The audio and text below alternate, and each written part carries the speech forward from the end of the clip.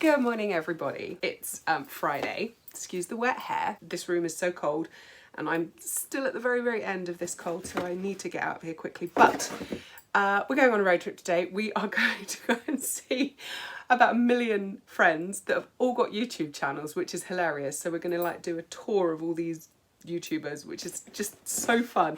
But I do want to take a little gift for 2 of the guys. A lot of you that have been around on this channel for a while will know Damon and Rick. Obviously everybody's channels will be linked below. I'm not going to say that 1 million times through this video. Just know everyone that's got a channel will be linked below. And I just want to take them a little Christmas gift. Damon every year puts on this kind of camp just north of Bristol, and he calls it a Christmas camp. He has decked his van out in all his Christmas finery. I think I'm going to go natural. This is probably my favourite, which is the bronze.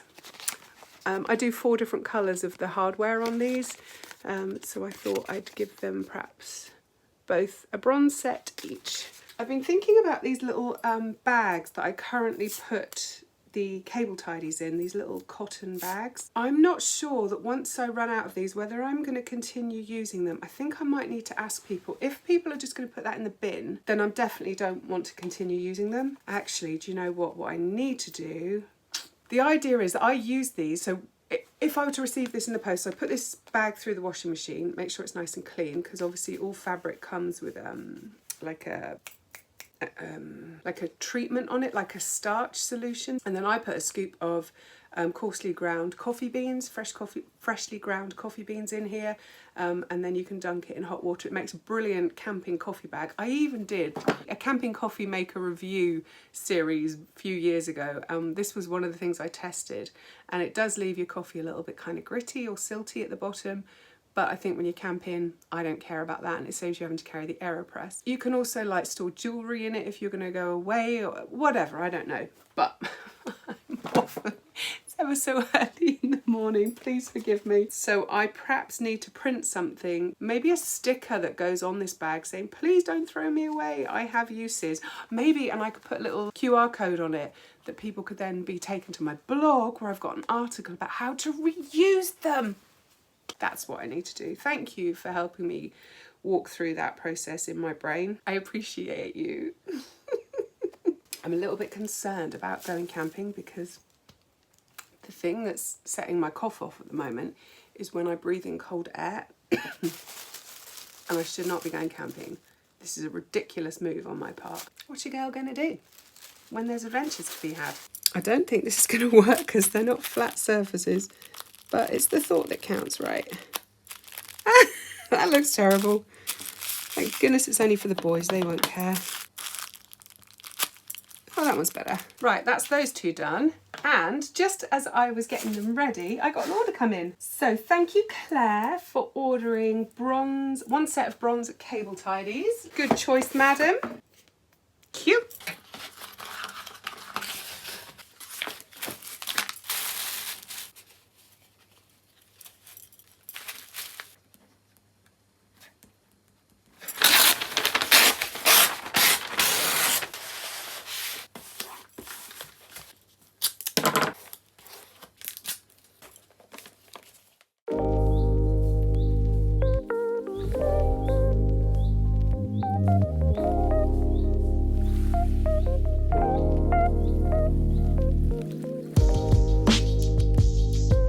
We ended up pulling into a services north of Exeter in the end, and these guys were out in the car park, and I'm sat here editing this footage and I'm so surprised. I shared my sushi with them, but I don't think they realised how lucky they were. And we drove through this little town and it was so cute. All these poppies, all crocheted poppies, hundreds if not thousands of them lined this street. It was so lovely to see. They have taken poppies to the next level. They are everywhere. Poppy galore. Poppy power.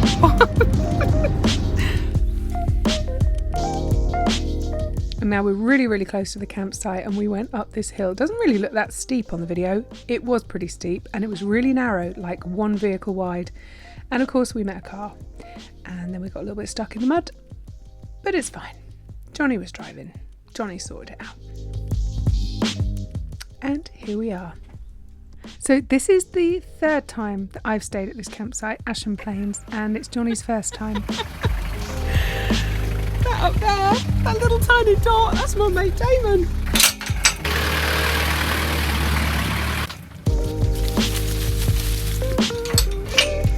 So this is where we all park up. There's a building to the left of the vans where there's a shower block for gents, one for ladies, and a disabled loo/shower as well.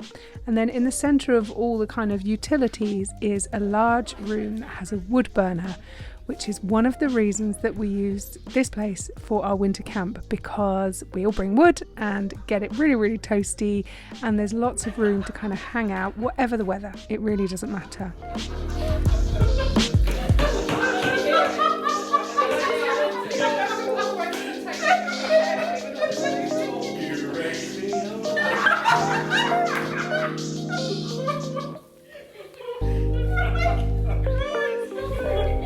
Because the guys got here a few hours ago, they've already set it up with all this food and all this Christmas decor. It's so cute.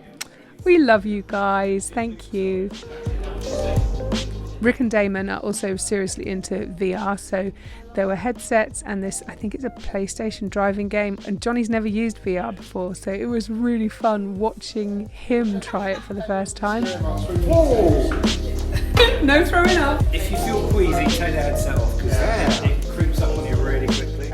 And I hate to admit this, and I know that Damon's going to be really cross with me, but I had so much fun and I had so many interesting conversations with this complete mix of people that were here at this camp that I actually didn't film very much of our 2 nights we spent here, so 3 days we spent with these guys, and I don't actually have an awful lot of footage to show for it, unfortunately, so I'm really sorry everyone.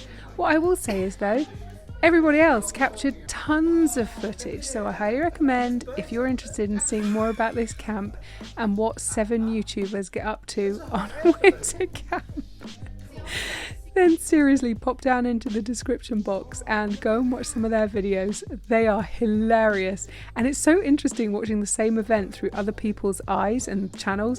Yeah, very, very interesting. Lovely, lovely, lovely group of folk. Wow. The funniest thing, when I did that with Damon a few years ago, I couldn't actually step out onto the plank. I had to get down on my hands and knees and crawl, and I was like practically in tears. I love the fact that he just totally walked off. Brilliant. Okay, let's introduce you to them all. So this is Damon in Nina. I've known Damon, I don't know, 4 or 5 years now. Proper sound bloke. If you go and watch any of his videos, say hi from me.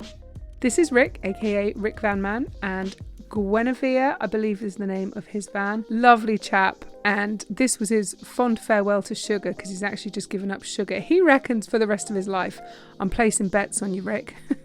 This is the gorgeous Pippa in, I want to say Spog. Was that the name of your van, Pip? Her van's a little self-build, and it's so cute and so comfy, and I love this girl. I can't wait to hang out with her again. This is Daryl and Keith, and I think the dogs were called Bay and Nab. Their van is called Amble because they like going for ambles, and again, used to be an ambulance. Lovely blokes. They've just put a new sink in their van, which they were showing me. How gorgeous is that? It's like proper heavy. It's a stone sink. Lovely chaps. Oh my God, can these boys cook? Holy moly. Here we've got Alex and his boy Noah. Noah was 14 years old. I don't generally enjoy hanging out with 14-year-old people, but Noah, very sound lad. And Alex's dad, very cool. He's a vicar and he's got a channel called The Daily Pilgrim here on YouTube. An absolute pleasure getting to know you two. We're just getting to borrow Pippa's vacuum. How cool is this? We so need one. You impressed, John? Yeah. Great, Wow. isn't it? Yeah. Wow. And then on the third day, the Sunday, we had to get going because we had to go and meet more friends or with a YouTube channel. So we had to get going. And I cannot tell you how awkward it is when there's this many cameras pointing at you. Oh my goodness me. I love you guys, and I hope to see you all again soon in Cornwall. So our next stop, we had to drive an hour north of here, and just about 10 miles away from the campsite is one of my favourite services in the whole country that I've ever been to. Services, I mean Motorway Services. I know this isn't something really to get excited about, but if you've never been to Gloucester Services, then be prepared. I love this place. I swear that if I lived within like 30 miles of Gloucester Services, I would be doing my weekly shop there. I'd be bankrupt because it's extremely expensive, but it's so gorgeous. So Johnny and I went into the cafe, he had a fry up, and I wanted vegetables. I think this is because I ate so much sweet food when we were camping. And then the best thing about Gloucester Services is the gift shop, which is also a deli. Oh my god, I love this place. I mean, Motorway Services are expensive anyway, but normally you're paying lots of money for crap, but here you can spend lots of money on really, really nice things.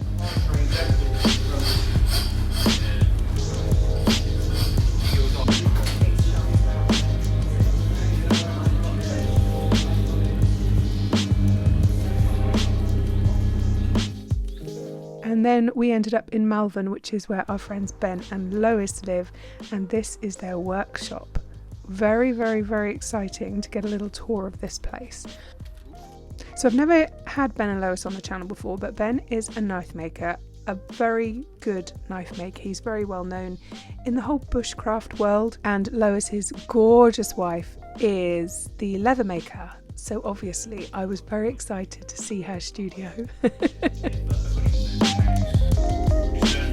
There was so much beauty to film in their studio, and there were lots of different areas of their studio. It was fascinating.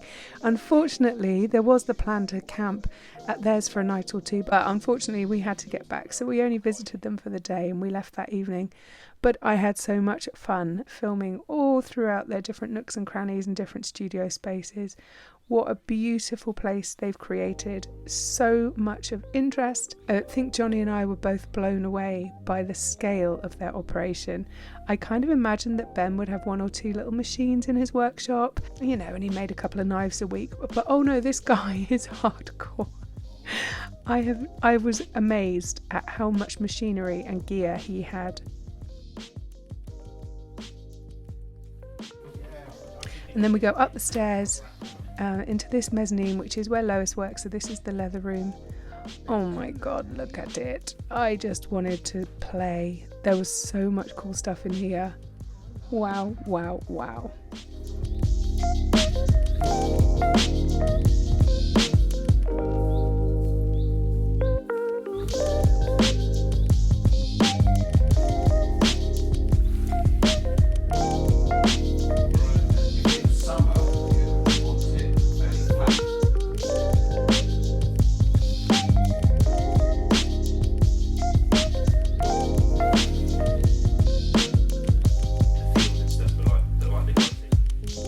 And then this is the other side of the mezzanine, which is where they do their product photography. This is where they store all their finished pieces. They do all their packaging, all their orders, all that kind of stuff. And it's got a really laid back, relaxed vibe with this gorgeous, great big table in the middle. And I said to Lois, you need to run workshops up here. This space, oh, it's so inspiring. So, so inspiring. So Lois, if you're watching, run a workshop. I want to come and do a course with you. Oh, because they stopped making those for a while, didn't they? Yeah, they did. And they got the large spitty ones. Then they got the spitty. This was interesting. These are fish skins. Now, I've never worked with fish skin before, but how cool is this? I think they're salmon. Lois gave me a piece to bring home. Apparently, it's really, really, really tough, even though it's so thin. And it feels quite fragile, actually. But they said, you just wait, Jane, until you try to put a needle through that. You'll be cussing us. It's like, oh, okay. Ben, Lois, we adore you guys. Thank you for inviting us over. And then Johnny, Myrtle and I got back on the road and headed home. The end.